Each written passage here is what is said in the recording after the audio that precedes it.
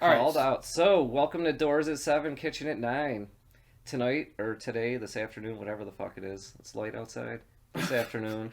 All right. So, look at your eyes are fucking half closed. Chris is about to fall asleep. Oh, hell no. I'm good. I'm ready to go right now. What do you mean? So, I didn't pick you up this morning. We didn't have any good conversation on the way here. No. You've been busy with work. We haven't really talked all week. Right, yeah. So, we don't have any, The thing is... prepared conversation or topics. So, we're kind of having, an open mic night show today, huh? Yeah, have you ever done open mics? One time. What, stand-up? No, which once this whole pandemic's over, I plan on doing some stand-up open mics. And I was actually thinking on the way over here that I'll get the turntables out. You can revive your, FMT raps. We should hit some open mics doing some hip-hop. I would totally do it. I'll go on eBay and buy the T-Pain Autotune microphone. No, I don't need Autotune. That's for me. So that's for me, when we're... For the hook. All right. Now it's making sense. Yeah. I'm glad this is somewhat based in reality. You know, I'm gonna need Autotune. Gonna need it. You know damn well I'll go on eBay and buy the T-Pain Autotune mic. That's not it'll be some dope shit. But yeah, one time I had that software on my computer for a while. I would just have it on when I was in calls with my friends, and they'd be like, "What is that?" Would you throw the Autotune on while you're talking to them? Dude, I gotta say this at fucking work, the cooks are the new job. They're allowed to listen to whatever they want. But Dave being Dave, he lets the ones on the line fucking pick what they want. And when we let this girl Autumn, who, if you're watching this, Autumn, the best trainer ever. I told you this to your face a million times. But when you have to listen to Autotune rap for 10 hours a day, you start thinking I fucking hate this shit. But at the same time, I loved Lil Wayne and stuff.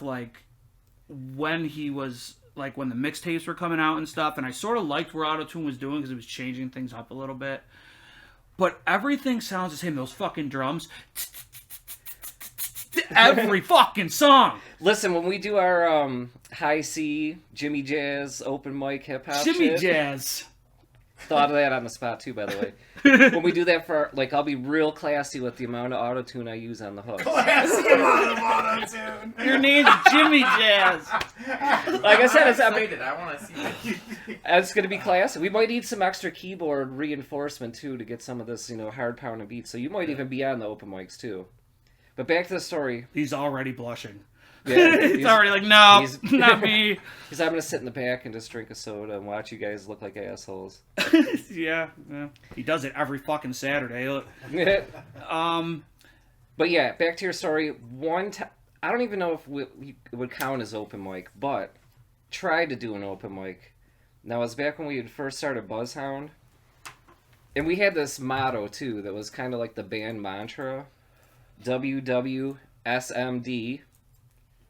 No reaction from our producer. What would Smash Mouth do?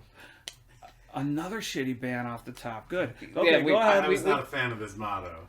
No, but it came about because I had read this article somewhere that Smash Mouth had practiced every single day for 2 years before they did a show.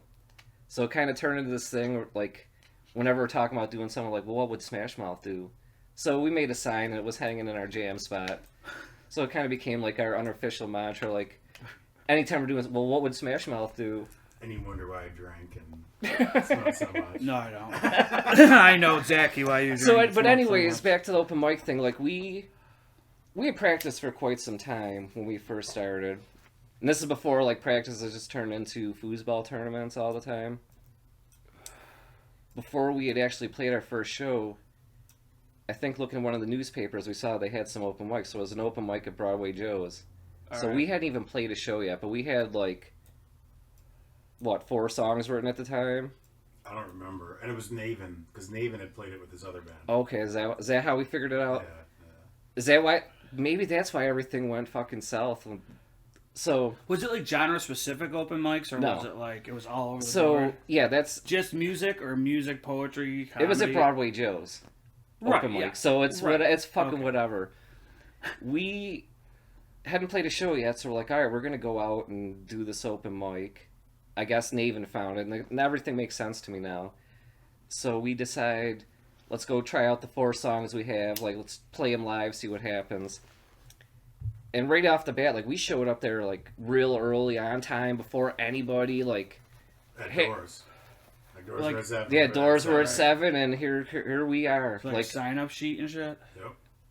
Total, like, we hadn't played any shows yet, but we were totally professional, like, showed up on time, like, everybody was mostly sober and ready to go, like, the vibe we had was, like, we would have fucking killed it that night. Right.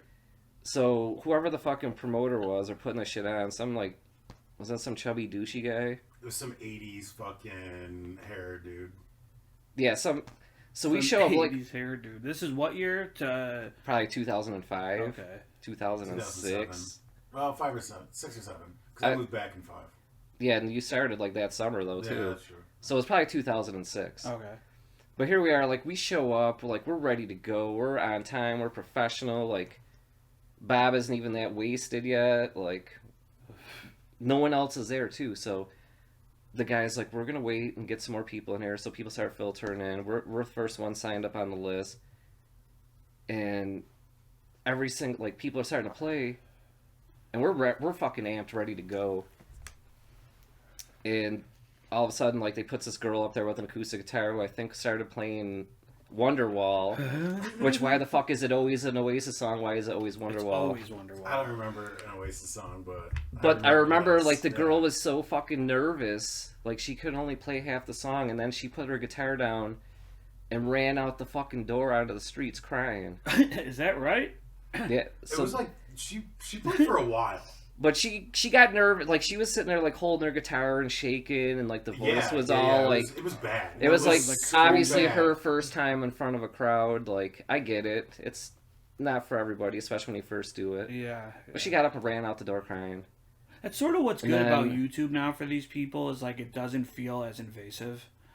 Like, you notice all these, like, acoustic covers and, like, these shy girls and even dudes that can, like, put out covers that are great fucking musicians, but probably can't do it in front of people. Mm-hmm. Yeah. But Or with other people. a million people are fucking literally. Sometimes a million people are watching. And that's it's awesome. just being in front of people is a skill set in its own.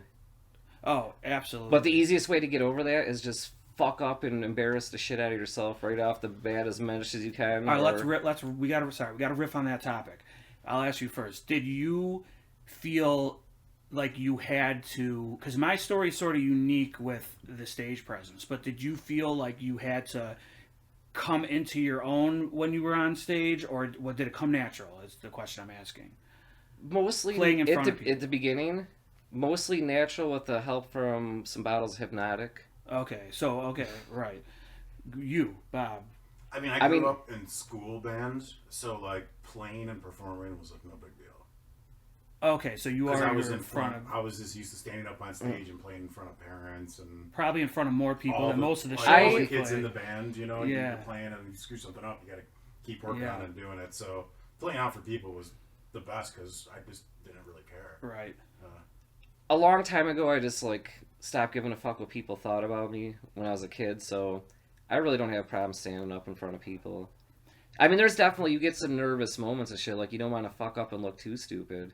Which, I mean, I've done plenty enough over the years, so it doesn't even faze me anymore. It's interesting you say that because I always cared what people thought of me well into my fucking 20s until I fucking kicked my straight bad habits that were every day with drugs and shit. Like, during that time, I obviously didn't give a fuck. But I mean, as far as being sober and dealing with it, my whole life of being sober has been, before, you know, as a kid, has been fucking that. Has been me, like, always feeling I have to prove something to someone, never being good enough. And not a sob story, but it just is what the fuck it is. How much, like, personal embarrassment have you suffered in your life? Oh, just in my own head, on my own shit, fucking plenty. What do you think, what's the most embarrassing moment you've ever had? Oh boy. I know. Yeah. Open mic night, bringing out the rock stars in the first couple fucking... I'm thinking that might be something I have to come back to, but I will. Alright, so do you want me to give you mine then? Maybe I'll help you out. Give me your most embarrassing story, and we'll hold that for a second, though. It was right after this that this is where I stopped giving a fuck. At this moment. Okay, then that'll be a good way to lead it. So maybe you can... We'll go there, but... So, I'm in 7th grade. Okay. and we've already discussed plenty of times, like, I've had issues with kids when I was in middle school. Right. So I'm walking to school one day, and it's in the middle of wintertime, so it's snowy, slushy, and my boots are untied. They just happen to be untied at the moment. And there was a kid that used to live down the street from me. I used to see him walking to school. We was in same grade, bunch of classes. And we've gotten in a couple fights and shit at this point. He's walking by, and he's like, "Hey, your boots are untied." And me, just being a smartass, is like, "Yeah, no one taught me how to tie my shoes. I don't know what to do," so I just let him drag in the snow. Didn't think nothing of it. I was just being an asshole.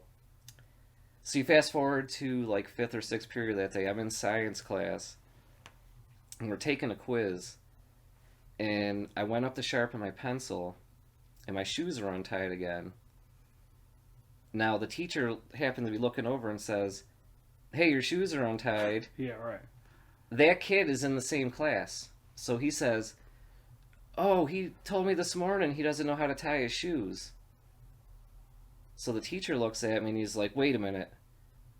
Okay, guys, hold up." And we're in the middle of taking a quiz. And what grade are you in? 7th grade. Okay, 7th. We're in the middle of taking a quiz. So I'm still standing up by his desk at the pencil sharpener.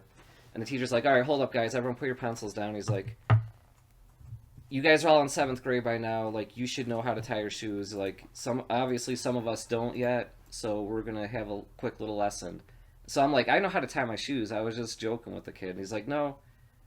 You guys are all in 7th grade. This is a skill you guys should know at this point."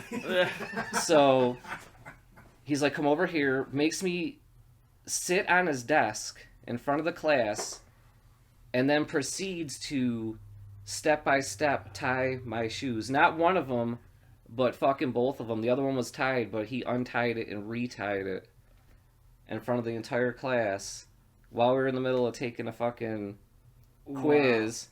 So are the kids shocked, or are they laughing? Oh, they're fucking, like I said, like, I've been going to school with these same kids for a couple years now. We don't get along, so they think it's the fucking funniest shit in the world. And the whole time I'm like, "I know how to tie my shoes," and he's just like, "Quiet down, we're just gonna learn how to do this." But at what point should you have just said, "No, asshole, watch me," and tied your shoes? At that point, like, I got a whole class full of people just looking at me, like, fucking laughing their asses off, and I am arguing him while he's sitting down there, like, "Okay, now we pull the bunny ear loop, and we wrap it around," and, like, the whole fucking, whatever the rhyme is. I know the Ween song has the fucking, it was pretty much the same as the fucking Ween song on the SpongeBob song, yeah. So, yeah, like, that was fucking... That was your most embarrassing? Oh, yeah. That's nothing. Well, just the fact that I was... with these kids that I was dealing with for all these fucking years in front of the class, like, also that very same year, like, another, like, I think 8th period was, like, activity period, 8th and 9th period, so in the school I went to, so all the kids, like, they had a shitload of activities, you sign up for them, and then, like, every other day you do a different activity, you can do 2 activities, so I was in chess club, and I was in pottery, so... I'm in pottery class the one day, and I'm just fucking covered in pottery, and it's all over my face, my glasses, my clothes. In ICP makeup. Yeah. So they called in a fucking bomb threat, and all the kids had to go to the auditorium. And I was like wearing all, like, I had a fucking smock. I think my glasses were covered, so I had taken them off. And then, like, I didn't even have time to put my regular shit on or even get my glasses. We just had to usher to the auditorium, so I sat there with, like, no hat on, covered in pottery clay. Don't think I had my glasses, and I had to sit there for fucking probably a period and a half. I just felt like a total asshole.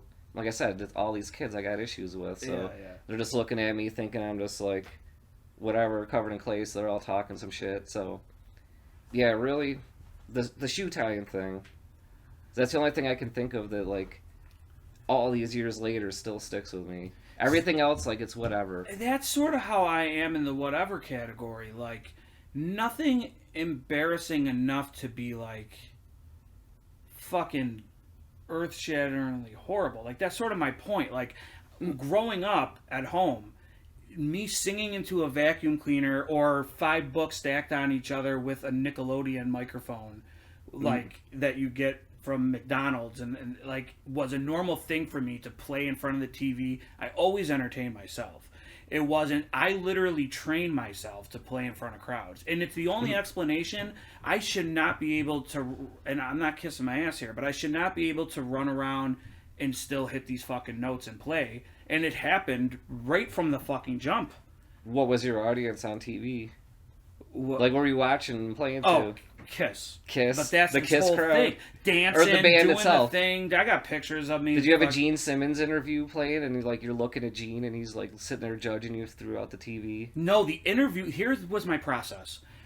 I'd get a new Kiss record, which obviously wasn't new, but I'd pick up my parents would get me an album from the store or whatever, and I would listen to it non-fucking stop, and just by that, it'd be embedded in my brain. So I started. Then once I mentioned on a couple podcasts ago about the bootlegs and how getting that first Kiss bootleg changed my life. I wore it out so much I had to buy 3 copies over the years just as a kid because I'd have it on and I would just play and play and play. This is what pisses me. You did that promo for that fucking Buffalo Rock City shit, and they didn't even ask you to fucking play on that. Yeah. Like, that kind of pisses me off a little bit. Well, I will say why I love the CD and why... Like, I get it, because it's got Kiss on it and Kiss songs, but I'll tell you why I look at it. If I were you, I'd be deep down inside be a little fucking sore about that. Now, I was at first, and I'll tell you why I no longer am. Okay, and John's a really good acquaintance of mine. But yeah, even more so. But that like has Chris nothing to do with can't be on the fucking Kiss. Kiss. It is not Buffalo. necessarily a Buffalo infused. Then why is it called Buffalo Rock City? Robbie from the Goo Goo Dolls sings on it. It was recorded in a Buffalo studio. Hear me out. It was recorded in a Buffalo studio. I mean, I hear a lot of excuses. No, because I'm gonna get to the bulk of this. Okay. Because the reason why I look at it as a great Kiss tribute album is if I've heard hundreds of them. Like, once you get done with the Kiss catalog, I was like fucking 11 years old. It was all embedded in my brain. Cover albums, live albums was my thing. This is the only cohesively recorded in one, mixed and mastered in one studio tribute album that it all sounds awesome. The original co-writers for the song When the City Sleeps sings on it. So it's the first time you hear the actual guy that wrote it sing what the does fucking that have to do with song. Buffalo? Now here, were they eating chicken wings? No, because a lot. Were they having other activities with chicken wings in the studio? There's a lot of Buffalo activity on the record, but it's all from the same guys that are in the band Kiss This, which is cool. Are they from Buffalo? Yes, they are. Yeah, and that's my buddy John's band, and they do the full makeup and all that shit. They're great, but. You're right. It should have been a bunch of Buffalo bands, but he has a lot of heavy hitters. He's doing very well. I don't give a fuck what heavy hitters he has. Like, if you don't have a CD full of Buffalo musicians covering Kiss, and one of them is fucking Christopher Keebzak, the world's fucking 3rd biggest Kiss fan. All right, you know what? From Buffalo, nonetheless, or Kenmore, which is a suburb of Buffalo. James has helped me out here. I'm going to say it here first. If you will help me find someone to produce somehow the record, I know a lot of people in Buffalo who love Kiss like I do. Yeah, so I will literally build a Kiss fucking tribute album live on this show eventually. I'm with it. Like, we'll go week by week with updates. I get it. That's your buddy. He put out a fucking because comp I agree of Kiss. with you. He got Robbie from the Goos to sing on it. Great, but it is not fucking Buffalo Rock City without Buffalo people. And one of them Buffalo people being you. Well, and you're here fucking saying, look at this is awesome, even though it's not really Buffalo musicians, and it doesn't have me, who was in Next paper at 15 years old, for having the biggest Kiss collection. I know. To John's credit, he was, like, the Kiss fanzine world in the 80s was a huge fucking thing. It's what kept that band, who was now playing clubs without makeup, survive. John was a big part. If a lot of the official Kiss related books and stuff, his name is in there for his collectibles being shown in the book. His shit, like, he really is. His intention was not to isolate. Well, don't call it Buffalo Rock City. Okay, is what I'm saying. Well, and the fact of the matter is, like, I'm angrier about this than you are. All right, let's call on Bob. Bob has something to say. I just want to know how you're gonna feel when Gene Simmons is canceled. Okay, all right, okay. Well, okay. Because I don't know if you should put all that time into it, because it's just a matter of time. Okay, cool. No, I got it. Gene Simmons being canceled. Okay, Gene Simmons. I was just answering him, man. I had to, you know. But I do, to wrap that up, I do agree on that specific. I'm just saying, like, I get it. I get all the good points you're trying to make as far as the album goes, but it is not Buffalo Rock City. And the fact that it could be done way better, the potential is there, and no one's doing anything, makes me upset. Okay. This is the difference between a promo and a paid promo, people. Okay, got it. Okay, yeah, no, Bob's right here. All right. Was that question about Gene a serious question? Yeah, it was a serious question. Because we left off last week about, like, hey, they kind of talk canceled stuff. Yeah. There's a book on that table right there about a senator that was canceled, a comedian senator that was canceled, you know, like... A while ago, right? A few years ago, but, I think under questionable circumstances. Gene Simmons, meanwhile, is running around like a free man, still being worshipped by you as well, when you know that dude's a scumbag. Okay, hold on now. What I want between now and the next episode for you to come up with one. Just one. Not treating fans like shit. Not one actual misconduct. Not a porn video. Not him cheating on his wife. I want one thing that would contribute him to cancel culture, and I will legitimately talk to you about it. All right, so I can tell you right now. So he legitimately and admittedly has a photograph of every woman that he's ever banged. Yeah, but beforehand, is he the only rock star in the world to do that? So he just flaunts it. No, right. So what this is he's doing it as like a, hey, this is the like show, it's consensual and blah blah blah. But it's really just a modified method of grooming. No. I don't know. Like, I'll tell you why. If you want to get with this rock star, like, you got to go through these First of all, there was no internet, there was no Twitter, there was no Snapchat. There was none of that shit, right? The only way that what would happen is, and it's documented from their managers to their road crew who would have no problem saying anything different if it was the truth. I don't believe it. Listen, hold on. They've had a lot, trust me, because there's some guys that said some fucked up shit about Peter and Ace, but as far as Gene goes, because he gets a bad rep because he is an asshole in public. As far as Gene goes, people would go to the hotels and Gene would just fuck any of them. They'd be there to be concert rats. Like, back then, that's what it was. Drugs, partying, and going, and he's never drank or did drugs like that. Now, when you put it in the context that you put it in, it sounds like, he's taking these pictures and he's trying to create a trail. Not only, he's trophy collecting. He wants to have the pictures to show somebody his friends. They started in the 70s. But also the way you had put it in that context, like I said, is that he's trying to save his ass, and he knows that he's all about the money, so he knows that people are going to be coming after him for the money. So what part of that is, if he's documenting it to say it was consensual, that he can go back and have this proof? I don't see where the grooming process is. So I think it's a matter of... I don't agree. I don't agree with that being his intention, though. No, I think his main intention is he wants to have the trophies. Sit around with his buddies, and you're talking war stories with your pals. And I think his numbers are extremely inflated because that's his ego talking. Exactly. But at the end of the day, he wants to show off to his buddies who he was banging. Absolutely. Which would be trophies. But I'm just failing to understand where the grooming process... So I think... So that is more about access. And people wanting access to Gene. And once they're granted that access, they're willing to do other things that in other situations they wouldn't be. Yes. Exposing themselves. And I'm not saying but that it's not... I'm not saying that it's not consensual. But so where does the fact that he's taking these pictures and keeping them come into that?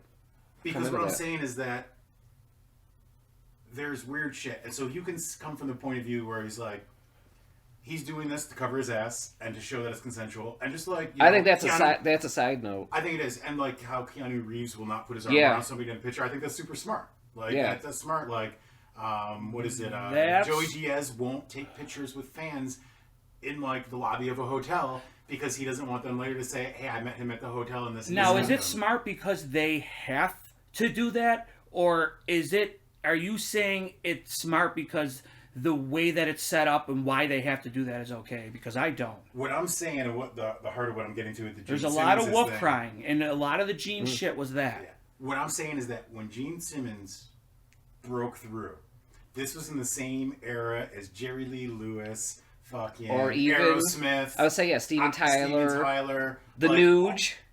Yeah. Now those guys were grooming. Right, but let me just make the point.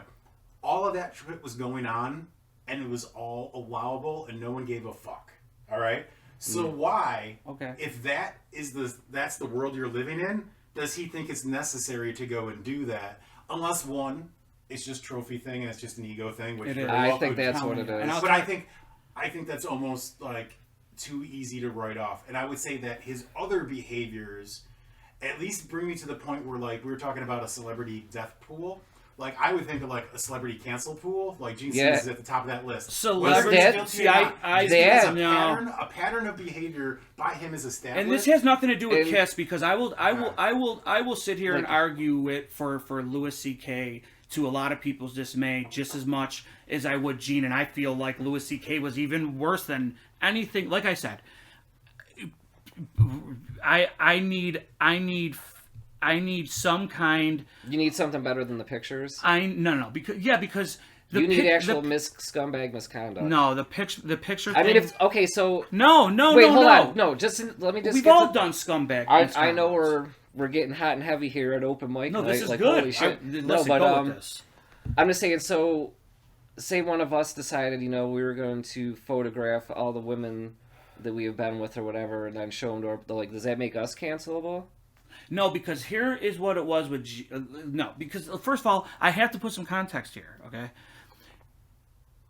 He every single member of that band, Paul, Peter, Ace, some hate him, some love him. Well, they all hate him, but Paul deals with him. And when I say road managers and shit, they went through a lot. Gene would fire people on a dime. Some have came out and said some fucked up shit. But even in those, if I pointed it out, it would not relate to cancel culture, even by today's standards. Maybe, who knows? Because that's my problem with culture. With cancel culture is, first of all, apologizing for something that shouldn't be. Listen, Bill Cosby, multiple fucking proof. The doctor from the Olympics that I actually want to talk about in detail because I watched a lot of his shit over the last few weeks. Okay, one thing I want to interject. I don't want to steal your energy because you're good right now. I like this vibe and shit. I don't want to. I'm ready to go 3 hours today, motherfucker. I'm ready to sit here and keep my mouth shut and just let you fucking vibe it with this energy. But I love it.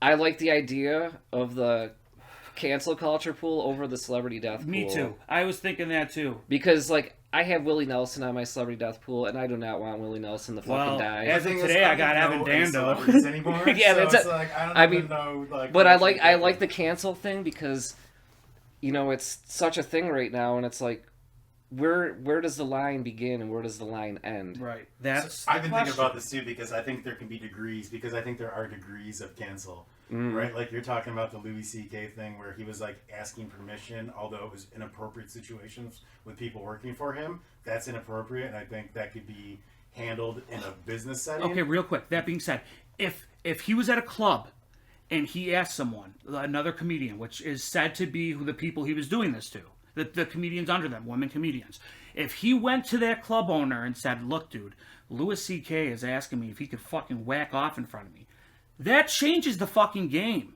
But if they just say no or yes, you can't look at that as fucking grooming. You can't look at that as anything but a weird fucking fetish, man. It's a fetish, but how he approaches it. Is it in an after-work business party? Are they people that have already had a pre-existing Wasn't he on the telephone when he did this? Well, this is a multiple thing. This isn't this. That's why there's so much information that if we were to discuss this, I'd like the facts. Why don't we start this by stating the facts about what we know and reach consensus about that? Because the reason I bring up the Gene Simmons things is because everyone expects him to be a total fucking douchebag and a creep, right? Yes. But the thing is, he is a douchebag and a creep, but has he really crossed that line? No. That's really hard to say, and I don't think with what we've seen, I don't think with just having pictures of girls that he slept with. And I agree, and that's why I painted it that way, because people, I think we hear it, and you're like, yeah, fuck that. Oh, it's a solid question. It's a real question that should be asked about Gene and a lot of fucking people. But meanwhile, fucking Steven Tyler's on American Idol for how many fucking seasons? Yeah. And the fact that he had girls he's marrying and shit. The fact that he had a 14 or 15-year-old girl emancipated from her parents. Well, hold on. So now we have to say a timeline, though. Wait, I'm not. Just for substance while we're talking about it. He's flying on the same Aerosmith jet that his daughter should have been flying me on. But 20 years later, the Nugent and the Nugent and the Steven Tyler thing, terribly wrong. Okay, what happened with Tyler is in the short story is Tyler. Was grooming a girl. No, this is and it's in the 70s. This is before I was born. It's probably. Do we take how the times were into account of? No. I'm explaining that. Yeah. It's terribly fucking wrong. But we need, when we're talking about this, to put time frame on it and not sit here and talk about how he had a girl emancipated, making it sound like he was 50 years old or it was now. We just, for substance, so people know. Because that's a pretty big fucking chunk of the story, whether it leans to either side. But I don't feel it takes away from the creepiness. No, it definitely doesn't. But the fact is, back in 1976, like, the fact that he was committing basically statutory rape was not stopping people from going to the Toys on the Attic tour. And unfortunately, but did we know? Yeah. Hold on, but did we? I'm just saying, like, okay, the Toys on the Attic tour. I just threw that out there for a time. Okay, I understand. Rocks tour, whatever. How would people know? See, and that's what's good about cancel culture in a way. There is a positive thing. Now the shit can be called out and there's proof. Larry Nassar, the Olympic guy. Let's talk about something where they actually were fucking guilty. I mean, there's no doubt that Steven Tyler was guilty of that shit. Yes, but where, you know what then? Who should be held accountable for knowing that and not fucking doing something about it? He should have been in jail. The same people that are calling people up today should not be supporting him through American Idol and all that shit. But is it bad that I go... So, but where do I stand? And you know that's happening on people's couches. But am I an asshole for going to an Aerosmith show? Yeah. You really? See, no. Just because you're going to an Aerosmith. Okay. But no. Let's. I mean, we can change the analogy. But let me ask you: Am I an asshole for? Let's say James. Let's say. Okay. I mean, I know what you're trying to say. If I go see Louis C.K., am I an asshole? No. And if I go see Bill Cosby, am I an asshole? Yes. Okay. So I agree with that more than not. I think, but I still separate the art from the fucking thing. I think a lot of it. I don't think you should. Oh, sorry. Go ahead. No, I think a lot of that is, your own moral standing of whether or not you believe it's a situation where you can separate the art from the music.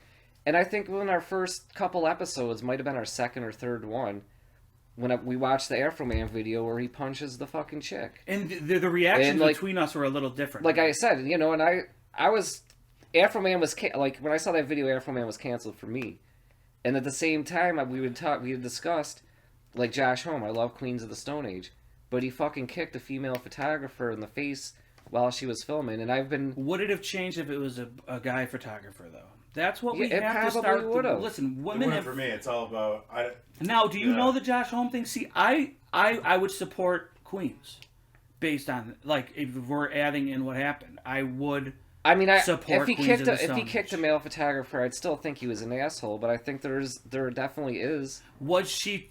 Okay, but is there... I don't know the story. What happened? The story was, as far as I remember, like, you know how photographers, they usually get the first 3 songs, you can go up and take the pictures. You might want to look up the actual details. But that might be good I feel like the girl stayed on longer than the first 3 songs that she was allowed to be up that makes taking sense, the pictures. It's always the first 3. And I think it was like she was still there and he just fucking gave her the boot. Now, if that's the case, then... It wasn't just an isolated incident, and it's obviously an plus issue. There's already been reports of, like, other shit that he's done, even when he was married to Brody from the Distillers. There was reports of, like, some kind of weird women behavior. And what fucks me up the most is their original bass player, who started the band with him, got arrested for domestic abuse against his wife right after Songs from the Death came out, and they kicked him out of the band. So, because of that, he's beating his bass player, which you love bass players, is beating the wife.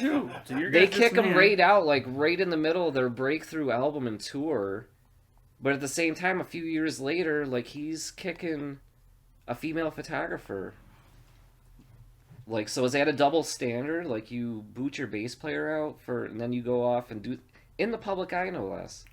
But was Nick Oliveri's thing in the public eye, though? Because I don't remember it being in the public eye. When he got arrested for it. Because I seen that very first tour with the roll on drums. And when he was arrested for it, yeah. And it was a very public thing. And, you know, you could take it even a step further. Like, all right, well, let me... Ben Weasel from Screech and Weasel. You've seen the video, haven't you? Yeah, where he punches the female fan. Like, and he got canceled for quite some time. Nobody wanted to fuck with him. So I got details on the Josh home. All right, okay. So he owned up to it like right away on Instagram. We released a video after that. This is 2017. I remember seeing that. I want to be a good man, but I think last night I definitely failed at that. That means I failed my family, my friends as well. I don't want them to ever be ashamed or embarrassed about me or knowing me. So I apologize to my bandmates, my mom, my dad, my wife, my brothers, my kid, blah blah blah. Sounds sincere to me. Now, yeah, not really. So Chelsea Lauren, I hope you're okay. I'm truly sorry, and I understand that you have to do whatever you have to do. I just want you to know I'm sorry. Godspeed, good night. He also said, sorry, I should have started with this. Last night at a Queens of the Stone Age performance, I kicked the camera over a photographer, and that camera hit the photographer and threw her in the face. And the photographer's name was Chelsea Lauren. I'd just like to apologize to Chelsea Lauren. I don't have any excuse or reason to justify what I did. I've made a lot of mistakes in my life, and last night was definitely one of them, and I apologize to you for that. So we owned up right away. She said, you know, Josh was coming over. I was pretty excited when she was there. I never photographed Queens of the Stone Age before. I was really looking forward to it. I saw him coming over, and I was shooting away. Next thing I know his foot connects to my camera. My camera connects to my face really hard. He continued performing. I was startled. I stopped, and she was holding my face. It hurt so badly. Now, see, for me, like, accountability is a big thing, too. And the fact that I didn't know that he went out the next... I was just pissed off he did it, I guess. One more thing to add, because I think it's important for context. So, Home reportedly exhibited other disturbing behavior during this show, including cutting his own forehead with what appeared to be a knife, calling the audience retards, and shouting, "Fuck Muse," in reference to the conference headliner. Okay. That's awesome. Yeah. Anyways, go on. Maybe aside from using the retard word, because that's a canceled word. But you know what? The fact that he immediately took accountability like that's, I think, a lot in cancel culture. Why? Because his wasn't just... If you know you fucked up, and you come right out and say, he said, I have no excuse. Like, a lot of people are trying to make excuses. Like, look at Manson. He's trying to make excuses for his 2-decade or more documented behavior that he even has a fucking book. And I have it, so if you want to borrow it and read it. Yeah, from The Long Road to Hell. The Long Hard Road Out of Hell. Yeah, right. Accountability is a very big factor, I think. So should Josh be canceled? No, I will go see Queens now. Now let's talk about domestic abuse, because you mentioned that with I forgot who exactly, but there's a lot of that, right? There was a lot of that with Johnny Depp, which unless there was a payoff, the chick Amber Heard, who is her main movie that she's known for was in Pineapple Express, as Seth Rogen's young girlfriend in high school. If we all remember that. She blackmailed the shit out of him, and everyone that worked with Depp, people Depp fired who was there for that or maybe not fired, but no longer worked for him once all this started coming out, and luckily it disappeared if she was just bullshitting. But first of all, everybody in this room besides Reed, I'm assuming, knows someone who has committed domestic violence. A friend, someone that we at least talk to after the fact of knowing it. We have to put into consideration that the things we grow up with, movies, TV, what Quentin Tarantino is said to be a part of this fucking Weinstein shit, we're not going to watch anything. That's a good point. We're not going to watch anything that Harvey Weinstein put out. Like, did you guys blacklist Harvey Weinstein movies? Like, we need to think about the things that we can't control that have already been done. These people are actors and musicians. They're icons to us. Does the icon status go down on someone like Steven Tyler for me when I fucking hear about that and do my research into it when I'm younger and realize, yeah, it does. But does it take away of me fucking jamming out Toys in the Attic or fucking Draw the Line? Abso-fucking-lutely not. Does that stop me from buying a $90 ticket to go with my friends or my girlfriend to go see him? Fuck no. Bill Cosby's a little different because if he was out and about, I wouldn't support him. But let's think of all the scumbags that we'll never know about the shit that happened. Oh, yeah, We all have done shitty things that would make Reed cringe and say, "Are you fucking serious? You guys did that?" Like shitty things, like maybe embarrass him, but nothing to the fact of like cancel culture. But what situation makes it okay to do and what not to? That's my problem with cancel culture. It's like whatever gets the most media coverage is going to be canceled. Do people like Larry Nassar and Bill Cosby deserve to rot in jail? In my opinion, and I'm not a huge fan of the death penalty, I think they should both be killed. There's so much fucking evidence. I mean, basically the root of all this is sexual abuse, and yeah, when you're sexually abusing people, Donald Trump should have, no matter what, been investigated way before his presidency, way before he even way before his roast, way before anything. This guy was hanging out with fucking on that fucking island with Epstein. The chick's about to fucking sing. Yeah, did you see that she confirmed there were tapes, like the guy from it wasn't Rolling Stone, it was some other publication. It was like Vanity or something. Yeah, but he tricked her in 2016. He's like, I want to see the Trump tapes. Where does Epstein keep them? And she's like, I don't know where he keeps them. And then she was like, my dad's was a media baron. She's like, I know what's going to happen. If you get the one set of tapes, you're going to go and have to find the other set of tapes too. Right. And she didn't want the Clintons to lose. She wanted Hillary to win. Like, this is what he said she told him in like a pre-interview thing. Right. And it's in his book that he just released, which confirms what we all knew, is there's tapes of people in power doing creepy things. Yeah. It's who's pulling the strings to like make all this stuff. And it's people. What it all comes down to, all of these things, is the accumulation and maintenance of control and power. That's what all these people are doing. And to me, that plays a big part in it, right? So when you look at like Gene Simmons and the power that he's trying to get, he's trying to collect trophies. That's disgusting and terrible. But he's not violating somebody, forcing them to do something they don't want to do. Also, like Harvey Weinstein, like Bill Cosby. That seems to be the root of most cancel culture is, sexual deviation and abuse. But now here's where I want to draw the line real quick with the sexual shit. It is said in all these books from members and road crew alike that everyone else was partying. Ace and Peter were doing drugs. They were hanging out. They were fucking people too. Gene would go back and get one girl, then he'd go back to the room and eat. He'd go back and get another girl. It was always the bigger girls. The more he didn't care. It wasn't like he was picking up trophies. Like all the people I just mentioned have said that he would pick the nastiest ones. Do you remember the Stern interview? What he said about that? Oh, I watched every one, so it all jumbles up. Because, I'm sure. Like somebody famous saw Gene Simmons with this girl down the lobby. Oh, the transsexual. No. Is that the one? Do you know that story? This is a different one. I haven't, but I want to hear that one next. All right, okay. So they're like, Gene, I saw you go upstairs with this girl last night, and he's like, you can like pull in supermodels. Like, she was not all that. What are you doing? Yeah. He's like, God, just because you can eat steak every night doesn't mean you want to. Every now and then, you just want a good burger. Just want a good burger. That is the fucking quote. And I say this is such Dude, I will never forget that quote because it's fucking that priceless. bad that someone who's a celebrity that could get laid like that, like he did no different than on Jonah Hill's press tour for Superbad, because this is his first time being famous.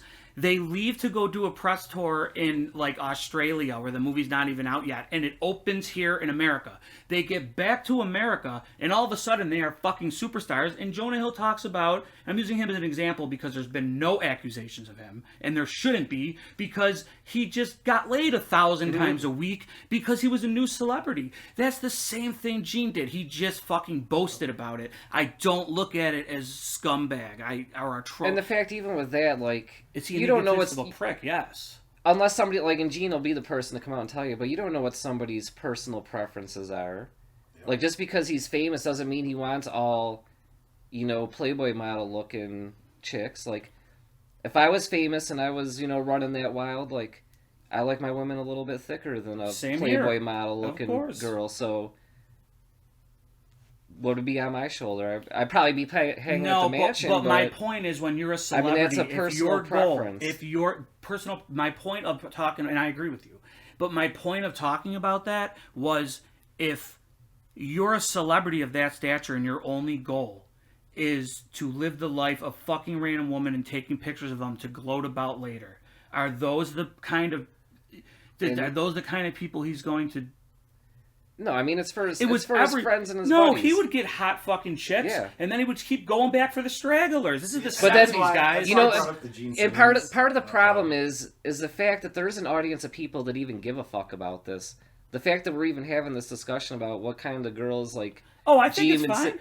No, I'm just saying that's part of the problem. Like, why do we really care what the fucking chicks that Gene Simmons fucked looked like? So what the fact it is, it's part of the conversation. It's not just a part of our conversation here in the hills on this Saturday afternoon. Right. Like other people are sitting around the world having similar discussions. Maybe not about Gene Simmons because he's only relevant to, a small population. Come on. And the rest of the we all know about and the rest of he's always been popular. And the rest of the Buffalo Rock City comp. But I'm just saying. Shout out to John. Pick up that record, Kiss fans. I'm telling you. No, pick up Volume 2 that's got Kriss Keebzak on it. It ain't going to be Volume 2. It's going to be Chris's Kiss cover record. I'm just saying, though, like... I'm going to get all Buffalo musicians that like Kiss, so anyone that's watching, hit me up. We'll start talking about songs. Now, fuck no. Be a lot... Dude, Mike Jeffers...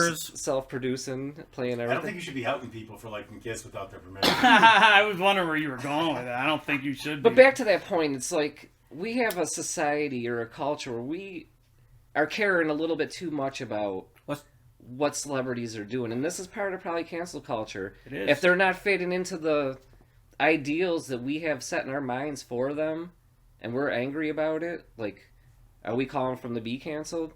So isn't it fair for people that matters to, that they cancel them within their sphere? I think that's totally fine. Yeah, in your sphere. It's kind of like the changing the channel. You don't like it, change the channel. Yeah, you don't like exactly. it, don't buy it. Exactly. The problem is, just like religion, they think they believe it and everybody else should too.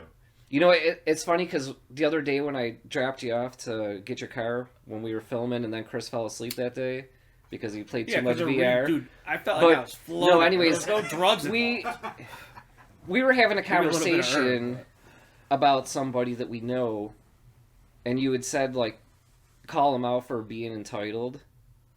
Like, ask him, why are you so entitled? And I thought about it, and I've done that a couple times to a couple different people, and it's like, when you start looking, like, I never would have thought of telling this person, like, even though they were acting entitled, to call him out on it. But now that he said that when we were in that car ride, and I've done it a few times in a couple different situations, it's crazy the amount of entitledness that this world has at the moment. I just had to do that too at my new job with my buddy that I brought over there because he came as a chef, or as a sous chef and a manager, and I had to put him in line like, this isn't that kind of gig. Yep. So I mean, that is part of cancel culture too. Is everybody's entitled, and if you're not fitting into someone's particular mindset and you're outside that circle, like, and you don't agree with it, does that mean you got to be canceled? No, unless it's something like rape. I mean, bottom line, that's something like. I support canceling people that are fucking absolute scumbags, raping, molesting, violence against women, type of shit, kids, animals. Like someone like Michael Vick, like you're fighting dogs. Gaslighting needs to be added to that list because that's like a huge overlooked form of manipulation. Yeah, and explain your definition of gaslighting for everyone. Gaslighting is when you convince somebody else that they're in the wrong, even though you know they're not, and you're trying to create doubt within them so they question themselves. And look to you for. Is that a part of grooming then? It's part of that. It's part of really just control, manipulation, and that's where our world has been in the last 4 or 5 years. Extremely, and it's only getting politics, and everyone's into politics now. And not only that, but it's spilled out of that arena into everyday fucking life. You see people doing it now, and I think that entitlement has something to do with it too, because everybody feels fucking entitled. Just like working in a restaurant. You know, I just found out they just opened full capacity. Nobody told us where I work for like a fucking week or so. So we're wondering why we're so busy. But, you know, we get crushed at work and there's people, we've all grown up going out to restaurants on a busy day. You have to sit and wait a couple minutes for a table, right? Right. But now lately, within the last week, I hear these stories, you know, people coming in and they have to wait 5 minutes and they're getting fucking pissed off because they have to wait. So they start pulling the, you know how many years I've been going here, or I'll just go to this other restaurant. Someone just came into my new restaurant 3 days ago, and the owner also is working every day there, and she's in the front, and this guy comes in without a mask with his wife, who I believe had her mask on, and maybe their kids, I'm not sure. And the owner asks, like, sir, just please put your mask on until you get to the table. He goes, aren't we even in America anymore? Like, it's like entitlement is just something that you're gonna get. But now are the entitled people that are in their 70s wrong? Okay, because of the way they got, because of what they're, how what's your entitlement? How life was felt back then, and that's just a question. Now listen, the restaurant that I work at, the geriatric population is our main consumer base, and this restaurant has been in the town that I work in for a very long time, and it does have regular customers. So if a 70-year-old, and it probably was a 70-year-old lady, just fresh out of church, walked in and saw a waiting list. And my kid that comes into work and says he's always vibing, which we were talking about, like, he's got to be the host and seat these people. And you walk in and you don't want to wait, even though we're just in the middle of a fucking pandemic. We just had a bunch of crazy rules that we're trying to navigate. Everything's moving. We're on the fly with everything. So because you come to this restaurant that's been in this town for 20 plus years, you deserve to go sit there. There's an easy answer. Before the other people that got there before you, because you came from fucking church. There's an easy answer. And you're not even going to fucking tip the waitress that good, but you deserve that table. Because you know why? The internet has made it, and I'll always say this: the internet and paying for things online, cashing your check online, direct deposits, it has made people want everything now. That's it. Now listen, fast food, everything in stores, in restaurants, at the fucking movie theater, everything is fast food. At the red light, everything. That's what I mean, dude. Everything's fast food. Just to touch on this entitlement thing a little bit. Now, last week after we were done filming, you were going in for your shift at work. Now, obviously, I know where you fucking work because I worked there for 11 years, way back when. Right. And I even said on the way there, I said, you know what? This is a perfect opportunity for me to stop in. Lord. I'm sorry, I had to. He gets mad that I don't mention him. Go ahead. Dave, we've mentioned you on every single fucking episode, and we're waiting for you to have a day off so we can bring you on the couch. He likes when he hears us talk about him, is my point. Dave, take a fucking day off. You're the fucking boss, and then you can come in and sit with us. I already do all his work. Oh, shots fired. I love you, Dave. We talked about this. Listen. You brought your brother there and another coworker. Dave, you got a couple hours to come sit on the couch. Yeah, man. I don't even have to be here. What the fuck? Get here. No, you'll be here too, because, it's going to probably be a 4-hour episode, but... Easily. Anyways, so back to what I was saying. Shout out, Dave, and you, little Jake, too. I don't want you to feel left out. I really want to get... There are two biggest fucking... I know. Supporters right now. Little Jake, next week... Out of the 8. Next week... Next week in particular, I'm going to tell an awesome fucking Little Jake story just for Little Jake. Cool. I got hundreds of them, and this one's going to be good. But anyways... I only got 2 weeks, Jake, to wait for it. So, I'm taking you to work, and I'm like, yeah, this is a perfect opportunity for me to get some fucking beef brisket that I've been fucking dying for, but I just don't always have the time to go out to get it. And I pull up, and it was a fucking, whiteout storm when we were driving. And it was busy that day. I'm saying... You were wondering about going in.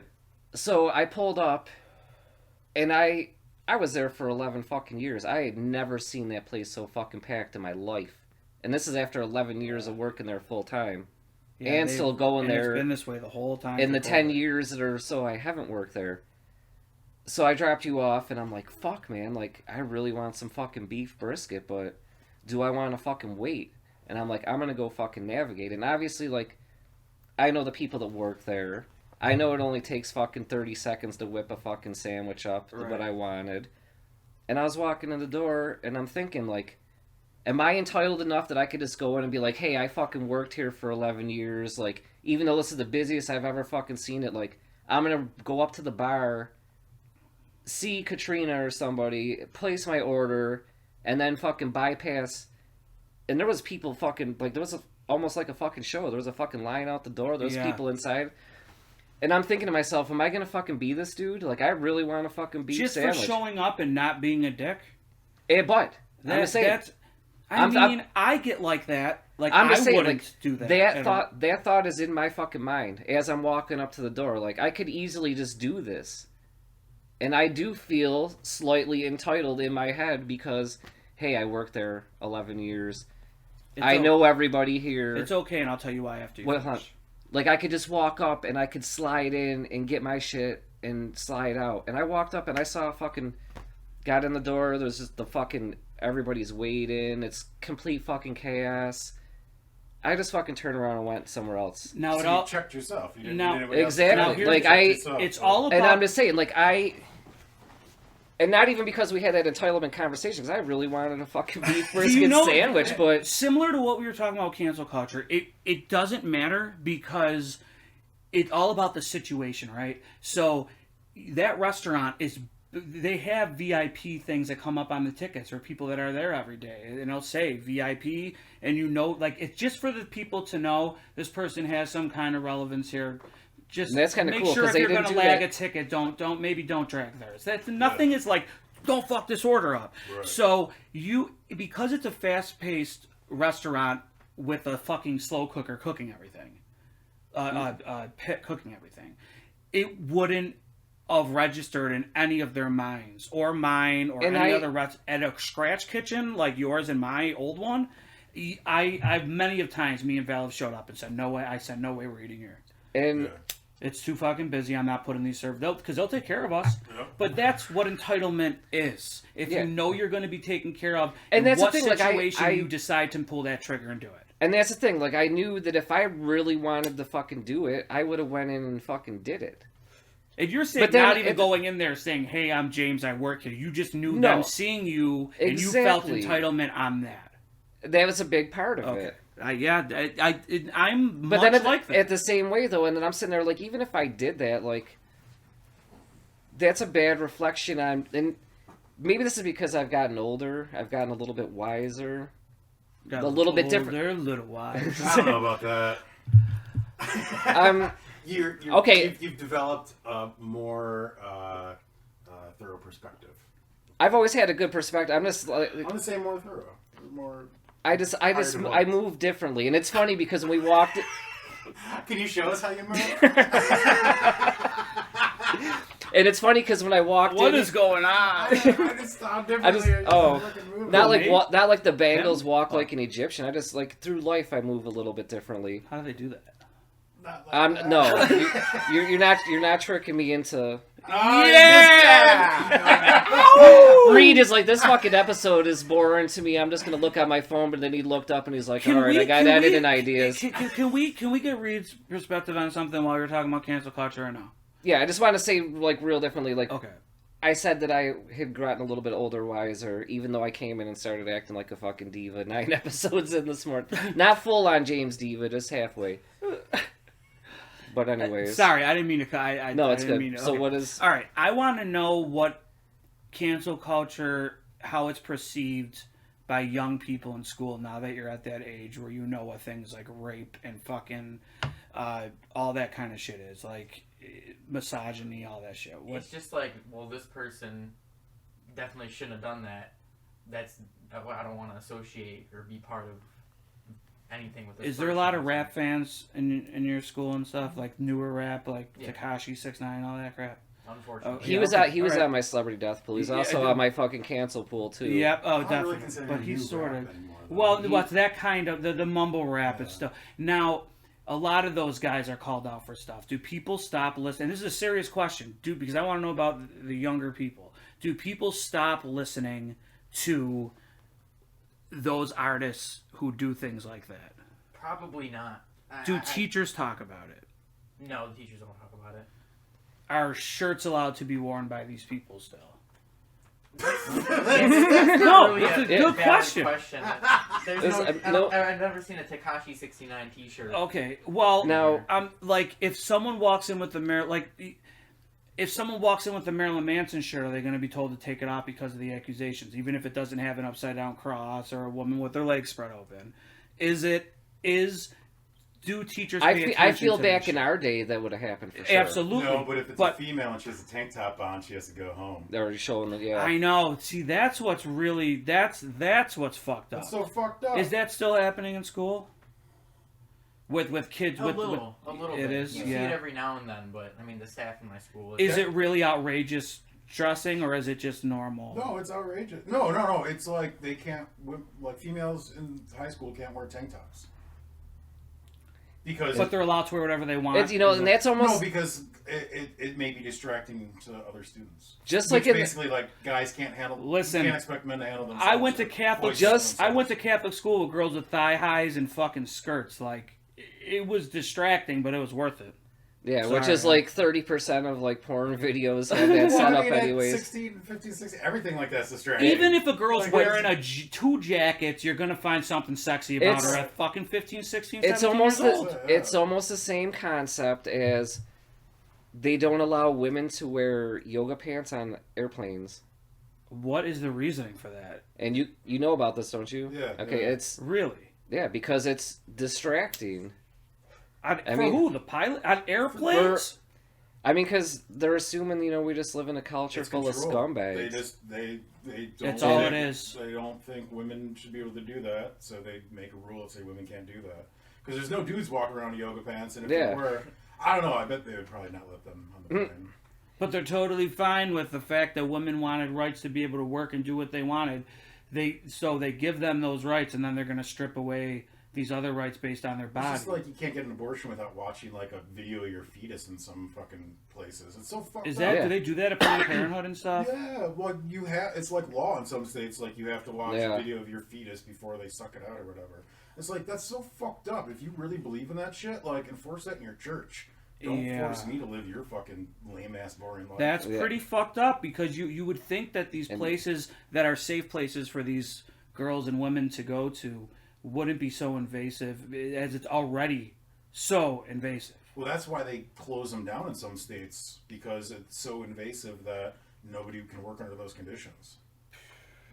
What were we talking about? Like, just laws around females. Yeah. Like, they want to legislate all that shit and just... It's fucked up because they're talking about, do you have to, like, turn your shirt inside out? And, that's really turning the shirt inside out I had at to school do that because multiple times in school. But the thing was, that was the school policing the kids. I was in a Catholic school. I feel there was 300 kids in the school. That's what my parents put me in. I feel like that's... Okay, so if I'm at your house and Reed's fucking, if this is 10 years ago when I met him, and I have a shirt with a naked chick on it, or two chicks banging on the back of my shirt, what are you going to say? Like, dude, don't wear that around my kid. Like, it's that's all right. As far as public school where everyone's wearing whatever they want, gang logos and all this fucking horse shit or whatever, I feel in a school of 2,000 kids, you can't really police it then. You're talking about a public school. Kids have to go to school. You're not enforcing a dress code. Like, they should be allowed to wear what they want. But, again, if a girl has her nipple pierced, can she wear a see-through fucking a bra that's going to show that popping out? Where is there a line that should be drawn? I think is the question. And with the dress codes. And that's a good question. And also, Andrew Cuomo had his nipple ring out. Yes. Now that's speaking of cancel, like that's very relevant because he's got not one but two fucking scandals simultaneously that are gonna eventually cancel him. Did anyone not think he was a douchebag and a scumbag? No, I mean he wears it on his fucking sleeve just with his attitude. And I'm glad that we can all say that. But someone of like, because just because the dude's a Democrat doesn't mean that he's not a piece of fucking shit and he doesn't know how to public speak properly. I mean, it's sort of like Trump, not as bad, but like. The way he talks and is sort of Trump-esque. It's to push the limits. It's to get the people who have negative thoughts to also lash out.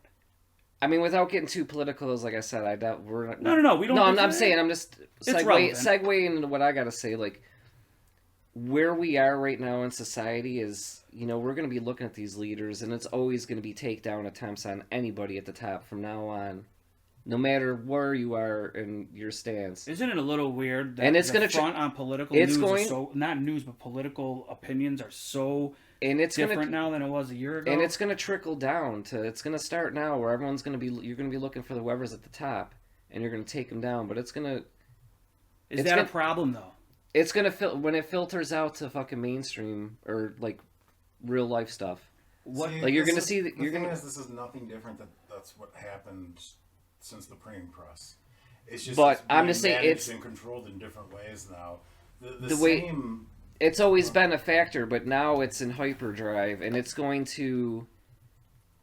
Not only is it going to affect politicians and people at the top, but it's going to eventually make its way into average everyday life. At your fucking job, it's going to start happening in the music scene when if it ever comes back together. Like, we're being groomed and gaslighted into a situation where they want you to think to take down the person above you.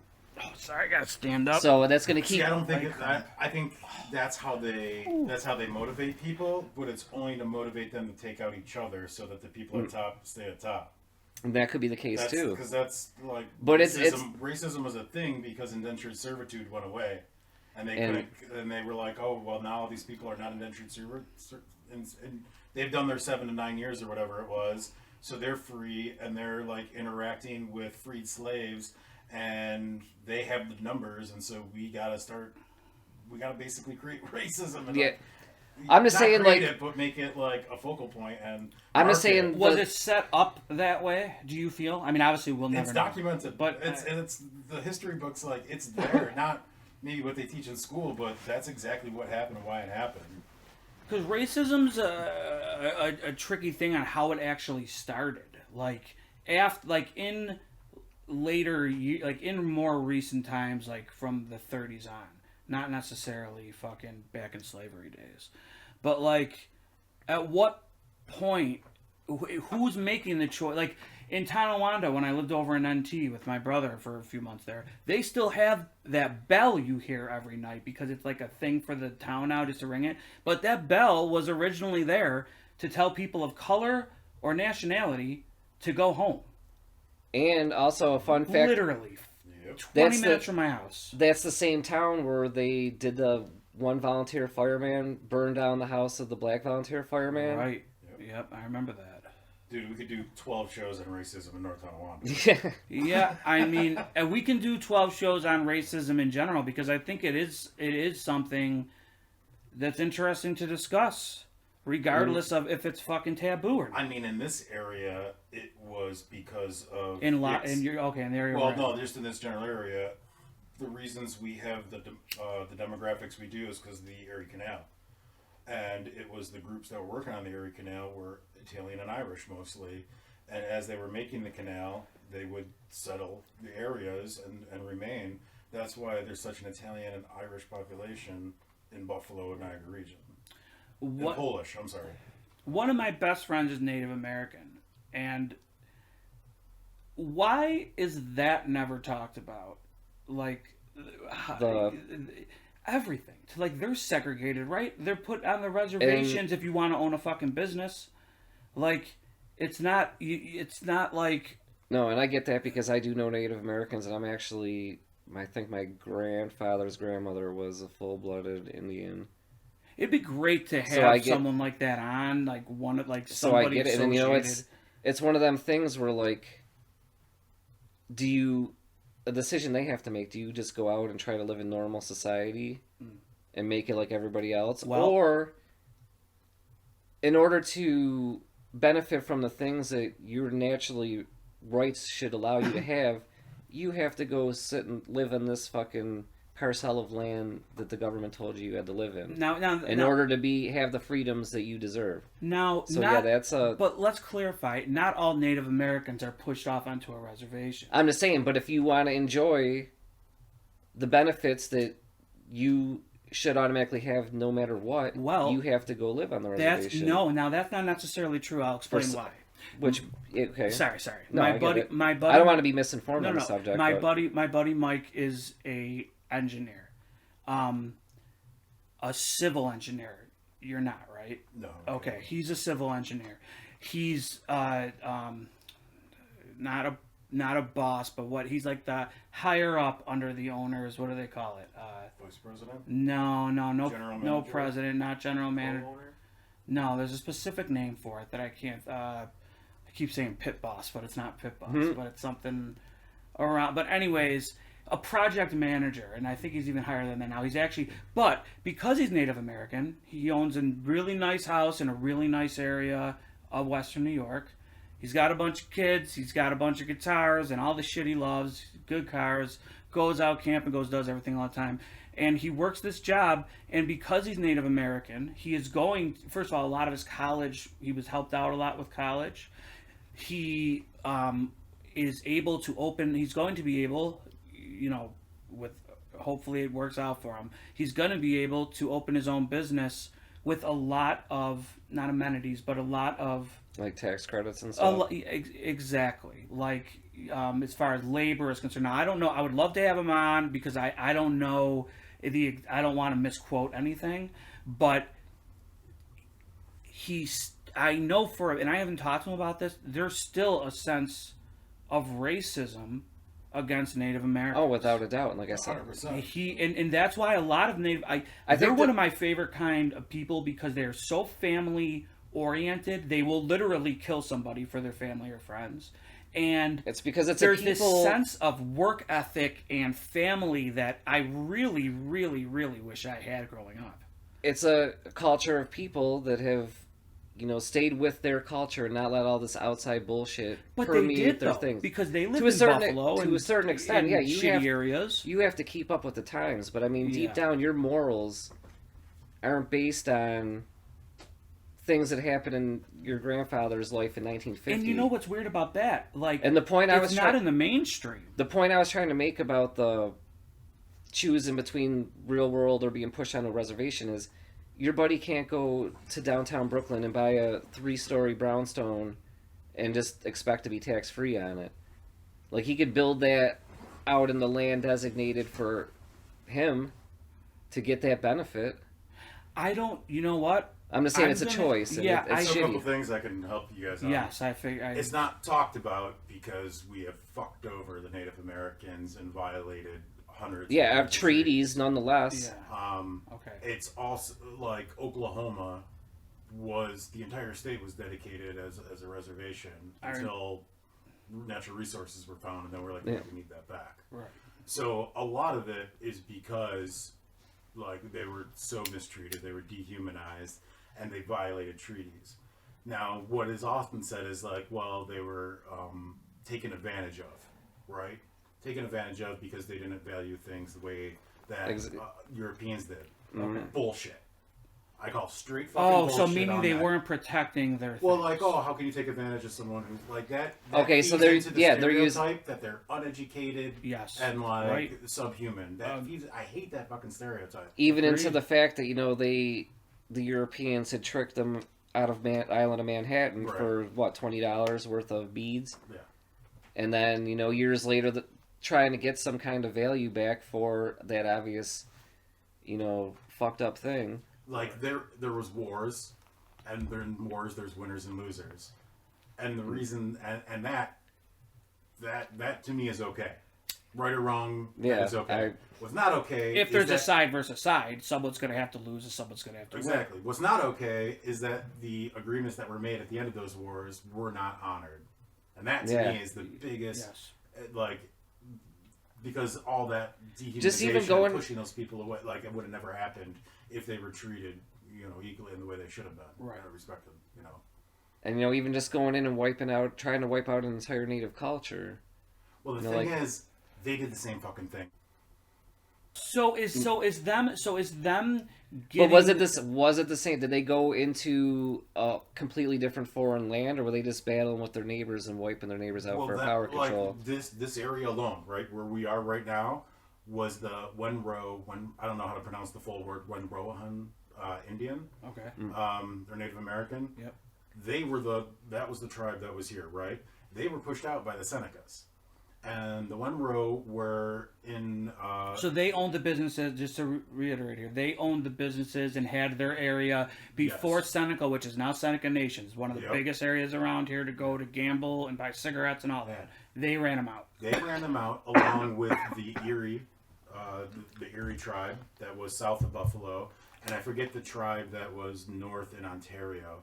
But is it still the same, though? I mean, when you got native peoples taking over each other's land, is that the same as, someone from a completely... It is, because it's a Wenro, right? So I guess they're not it Seneca, would be. they're Wenro. We're going to kill all of them. Literally ran them down to Cuba, New York, and the oil springs down there, where they have a 1 mile reservation where one person is a registered... So basically it has nothing to do with race and everything about tribe versus tribe. Exactly. It's about people. Right, it's not about because you look at that as a way to. And that's interesting when you're talking about racism because it doesn't really matter, right? And it's that goes into power what's going on now with everyone saying about black on black crime and how there's sort of a lot of the right wing is sort of saying like, well, look how many of those. It's not about that, right? It's about the intent.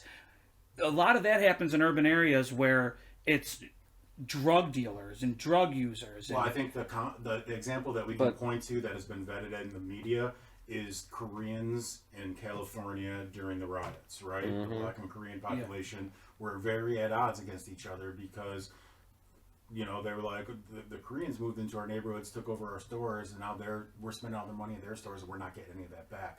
That created a lot of that tension. That is really... You point to it and you say that's race-based, but it's not really race. It's power and control, right? They felt that they were losing power, they were losing control. So you can point to race as kind of like a scapegoat, but at the end of the day, it's really about like what you're saying. What's your intent? Yeah, exactly. And it goes group of people versus group of people. And it's whether you choose to be in the group or you have no choice, you were born into the group. Right. Across the board. Now to back things up a little bit before we get too deep in open mic here. Too deep. It's been I know. 2 hours. This is great. Is it? Awesome. I can go. No, I'm just saying. Hour. Okay, let's do it. Okay, about before we get too deep in this song, to Reed's dismay, let's back it up. You had mentioned somebody earlier, and I have him on my death pool and cancel pool, but it brings up a certain topic we can talk about because he's involved. Mr. Rainbow Bright 6ix9ine there. Okay. Now, the facts are, this person came out. He's basically a troll. He's getting his internet fame for trolling people on the internet, which is, a real sign of the times of how we are as a society and culture. He hooks himself up with a gang to get a little bit more street credibility. Multiple gangs. Okay. Not a gang. He said he was affiliated with all of them. But then when the feds come knocking... He did. Look that shit up. The feds come... He just got trolled. So he's... he's trying to... he's clout chasing his internet fame. Not only by creating an outrageous image, which you almost have to do in today's society. Making the internet presence. Yeah. Being the internet gangster because... Did you watch his Hot 97 interview? Yes, I did. So did I. Cool. And, then when the feds come in and... very public knowledge of going to be going down the history is, the world's biggest hip-hop rat, which the very essence of hip-hop is no ratting. Yep. So then he comes out and is embracing it, but yet is still putting stuff out and having fans. But he's nowhere near having fans is going to happen. Manson, if he said he killed the girl, he's still going to have fucking But the fans. point I'm trying to make is before this whole shit even started, when he was just coming up, he was already facing charges for sexual misconduct, which unfortunately I know too much about fucking 6ix9ine. I'm kind of embarrassed. We're even having the conversation. I've got to bring facts I know up. a decent amount. But the fact so that... embarrassed you brought it up. No, you're spot on. You're spot on with your history of the last 2 years of 6ix9ine. I'm just saying, I'm embarrassed the fact that I can just sit here and recite these facts instead of saying, hey, Do you like his music? No. But I'll get to that in 1 second about the music. The fact that he was facing sexual battery charges for filming one of his internet videos and having a 13-year-old girl like grinding on him and being topless or whatever, he was already facing prison time. True. And court cases before any of this other shit happened. So knowing that, should he have been canceled when he was facing those charges, before any of the gang shit and the ratting shit and the post-ratting business. Who's gonna cancel him? YouTube, who has 3 million fucking views within an hour of a new release or interview, is any kind of record company? It is a venue. First of all, venues did cancel him. Rochester, Main Street Armory being one of them. But that's the problem with cancel culture. It depends on how much money they're making. And granted, granted, the controversy, is helping build his rep. So there's going to be people wanting to know about him just because they heard about him, and then they look at the image and see this fucking Mexican with rainbow hair and gold teeth. Now, quick point on to, do I like the music? The one song that he first came out with that I heard, Gummo, which is also the title of my favorite fucking movie of all time. Yeah, I know the song. Directed by Harmony Korine. Never seen the movie. Now, I thought that was a good song. It had really good energy. It makes you want to fucking jump up and down and fucking throw air punches or whatever the fuck the case may be. The video is kind of sweet. Anything else past that, wasn't really feeling like. I'll say this about his music. Song. The beats bump. That's what I'm saying. The energy was there. The producers now, like, as much as I hate that canned fucking... But some of those beats, like even that girl who was on Dr. Phil, the Bad Barbie or whatever... That's still, dude, those beats. So, she got a good producer. I know it ain't her doing it. 6ix9ine and Bad Barbie. Dude, you would like the beat. Thanks for you would be the last episode of Doors at 7. Put on an instrumental. I'm fucking pulling the plug on this bullshit now. Put on a Tekchrisi 6ix9ine instrumental. And you'll see, if without the shitty fucking and misogynistic fucking gnarly songs about... But basically, the point I'm trying to... So, there was the one... It has good energy. Like, obviously... Lyrically or the beat or both? A little bit of everything. Like, he's not fucking spitting bars that we're going to look back 20 years from now and fucking be... It's not even a miniature bar. We're not going to be analyzing fucking lyrics. He's not fucking Christopher Wallace or Andre 3000, but... there was good energy. It's something that, you're out in the club or you're out fucking... I remember when Jack was like a year old, we were driving and one of his songs actually came on the fucking radio and he was fucking going nuts to it. And I turned it down because I'm like, you don't need to be listening to this dude.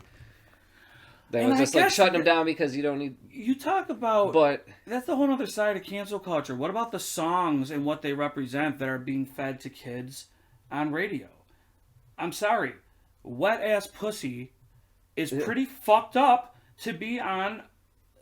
the fucking radio with bleeps or not. And all I'm going to say, like... That's more of a problem to me and should be canceled. I think the thing with that is, like, that song was made with the intent to create controversy. Because it made a lot of noise, but... So did a lot of my favorite bands. Trust me, I get that part of it, but... But listen, if you were just to sit there and just... That song wasn't what it was, wasn't, relevant to society in the time when it came out and people talking about it... If you just took that cut and sat down and just listened to it how you and I have discussed how we listen to music, where we go in deep and analyze, like almost like we're recording engineers. Oh, it's a banging song. No.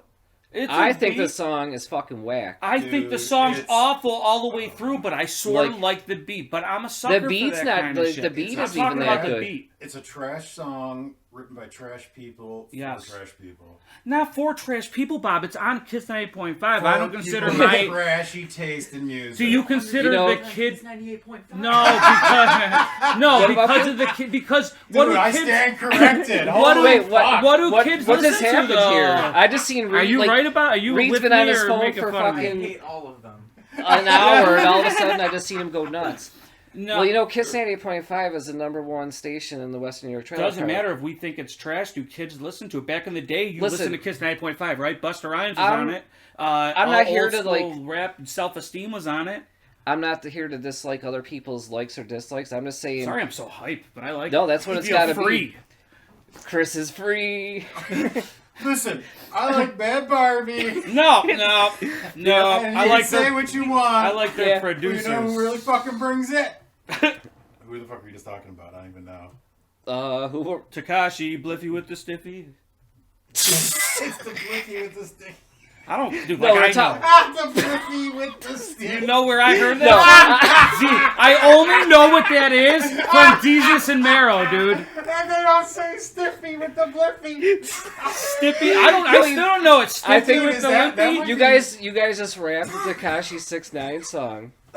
I think that was I like only the know whole it lyrics. from Jesus and Marrow too. Because... All I'm saying is, oh my god, that's fucking funny. You take the Bliffy with the Stiffy. Yeah. What are you doing? What are you doing later, Chris? Just listening to Tekchrisi. Paint in my face with 6ix9ines. That's gonna be this year's Halloween. He's like, I've done so much fucking Kiss and clown makeup. I'm going with the fucking pink and green hair and some fucking 6ix9ine face tats. Bliffy, 'cause I got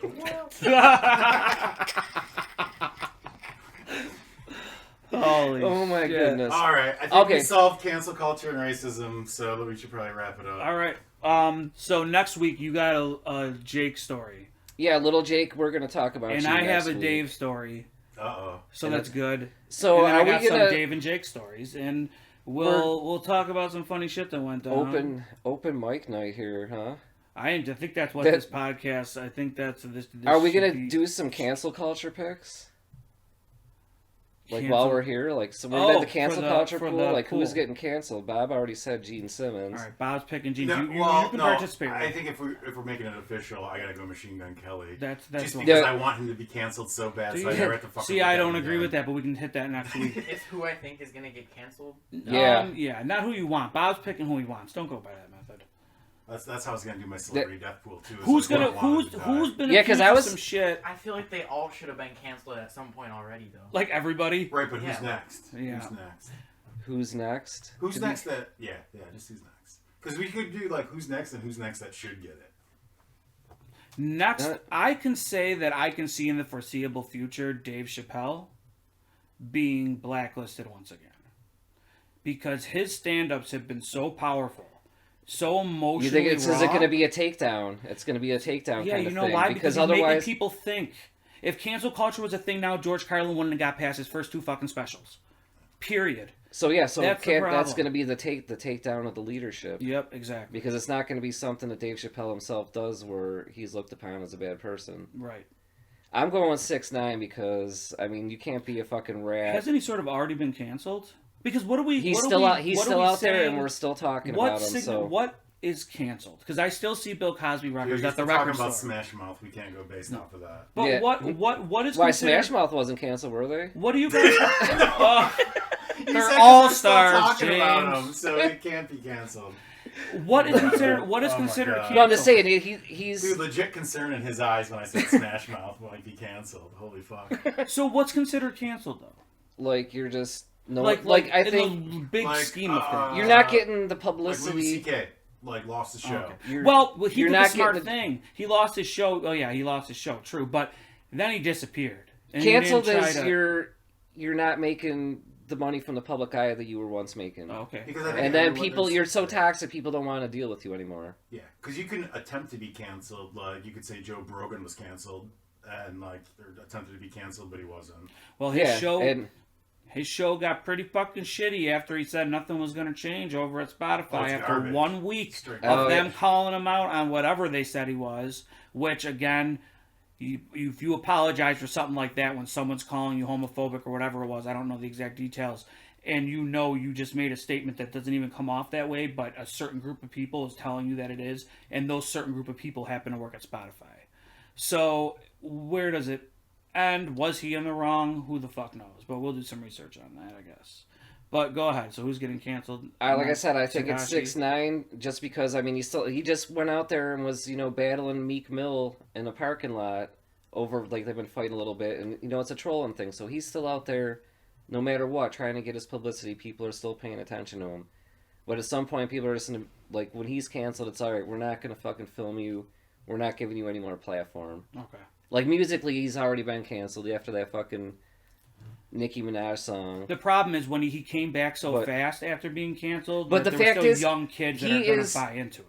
He is trying to take his platform 'Cause and they're still run there. on a policy of like it's okay to be a snitch and just be a complete piece of shit asshole.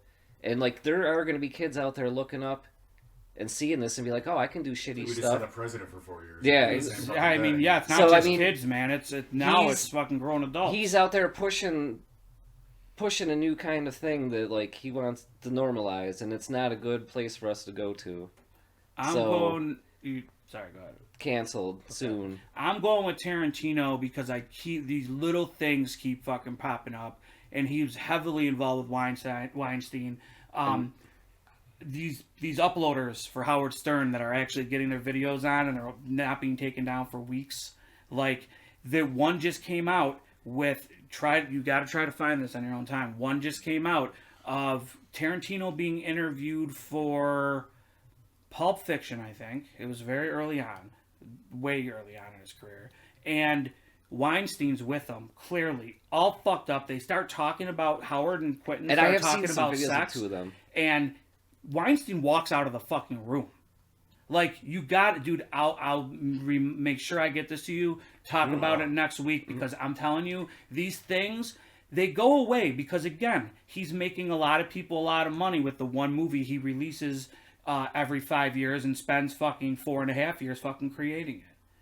With God knows how many drugs and hookers and underage whatever. Who knows if that's the case? But the fact is, there's so much out there in accusations that, again, all it's going to take is for 3 people to come out at once, and it's going to be... Did you hear the Fiona Apple Quentin Tarantino story? No. So she said she stopped doing cocaine after her and her boyfriend were hanging out with Tarantino, and her boyfriend and Tarantino were just nonstop, just like talking about how great they were to each other. Really? Like, she was like for hours. You know how you get all fucking geeked out. Yeah, you just like you get that combo going. So they're basically just like kissing each other's ass for like 4 hours. Who was her boyfriend? Was it that John dude?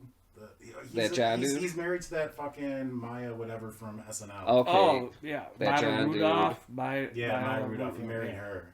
Like, so yeah, they were just having... He's a movie guy. He makes awesome fucking movies. Oh yeah, so that's why they were just like ass kissing the whole time. Yeah. I forget what his name is, but yeah. That's fucking funny. They're like, I can't deal with this conversation. Did she break up with him right afterwards too? No, but I guess she was done with cocaine after that. She's like, I don't want to hang out with these. And that's the story with a lot of fucking shit. You know, there's all those stories about is the Illuminati real, and our celebrities really brought into this circle by kid abductions and stuff. I mean, there's some weird fucking accusations out there that might be cool for the podcast to really fucking dig into one of them every once in a while. Or it could be horrible and terrible. And then we could just we're totally going to get canceled for this episode 10 years from now.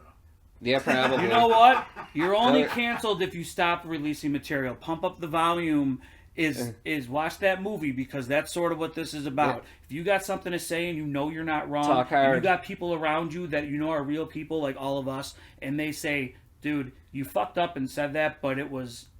we're not getting canceled for this. You just move the fuck on. Yeah. And the people that are guilty in their mind and said it out of hate and angst and anger, then they don't even try to push because they're so embarrassed inside.